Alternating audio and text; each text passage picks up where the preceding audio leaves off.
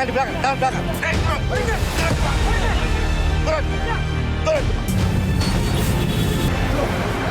Tak disangka, di balik kata-kata motivasi dan janji kesuksesan, tersimpan rahasia gelap yang berujung pada hilangnya nyawa. Kasus penculikan yang disertai pembunuhan seorang eksekutif perbankan Muhammad Ilham Pradipta menyeret nama seorang motivator sebagai dalangnya. Kasus ini berawal pada 20 Agustus 2025 di sebuah parkiran swalayan Pasar Rebo, Jakarta Timur. Ilham Pradipta dihadang saat hendak masuk ke mobilnya. Rekaman CCTV menunjukkan para pelaku secara terencana memaksanya masuk ke dalam sebuah minibus putih, lalu kabur dengan kecepatan tinggi.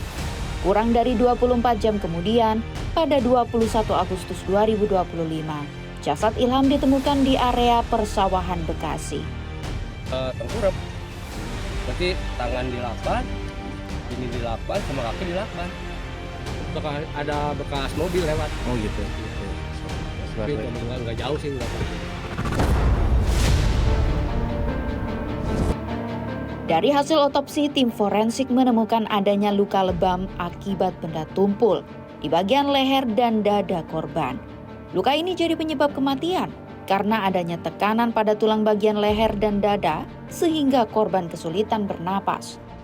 Ilham Pradipta merupakan kepala kantor cabang pembantu Bank BUMN di Jakarta Pusat.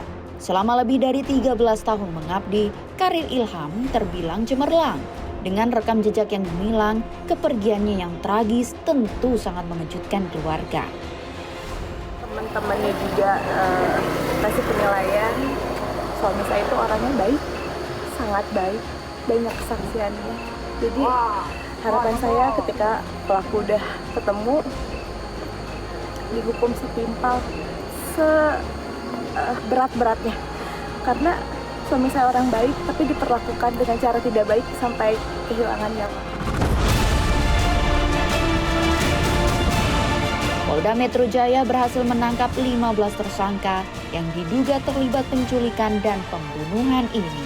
Salah satu yang diduga menjadi dalang adalah Di Hartono, seorang pengusaha bimbingan belajar dan motivator. Pihak kepolisian juga tengah mendalami peran 15 orang tersebut dalam kasus ini.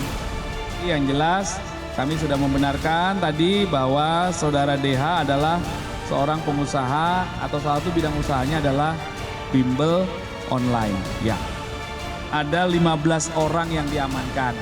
6 orang diantaranya itu diamankan oleh rekan-rekan dari Subdit Resmob. Kemudian 9 orang lainnya itu yang mengamankan adalah Subdit Jatanras. Perannya masing-masing masih didalami, dipastikan secara pasti ya. Sehingga nanti bisa disimpulkan dari 15 ini perannya masing-masing apa, berapa orang yang sudah ditetapkan sebagai tersangka, atau kemungkinan lainnya bagaimana, ini masih terus dikembangkan ya. Mohon waktu. Meskipun para pelaku telah ditangkap, polisi menyatakan motif perbuatan keji ini masih dalam penyelidikan. Sementara itu, fakta lain terungkap, yakni adanya 3 klaster dalam peristiwa ini.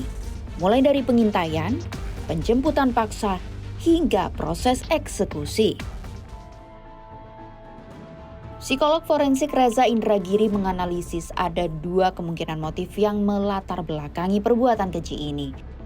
Kemungkinannya hanya 2, yaitu motif emosional ataukah motif instrumental.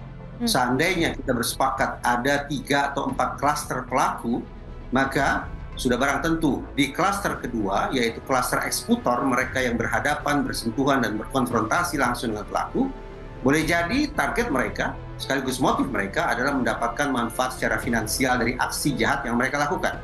Tapi kalau kita kemudian pindah ke klaster 1, bahkan mungkin juga bisa dikaitkan ke klaster 3. Benarkah motif instrumental? Mungkin iya, tetapi jangan lupa ada motif lain, yaitu motif emosional. Bahwa seseorang melakukan aksi kejahatan baik dengan tangannya sendiri maupun dengan tangan orang lain sebagai ekspresi adanya perasaan negatif yang dia rasakan terhadap target. Entah itu amarah, kebencian, dendam, cemburu, putus asa, ataupun perasaan-perasaan negatif lainnya. Peristiwa kejahatan di tempat terbuka pada waktu sedemikian rupa itu mengerikan, sekaligus mencerminkan perencanaan yang buruk.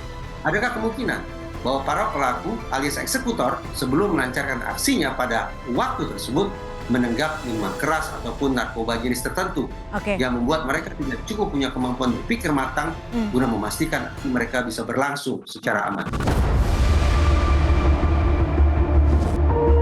Tewasnya seorang korban dengan menggunakan lakban menambah daftar panjang kasus-kasus serupa.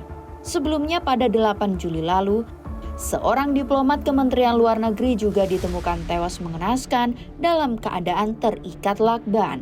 Tragedi ini menjadi cerminan suram akan realitas yang pahit. Kisah ini adalah alarm bagi kita semua.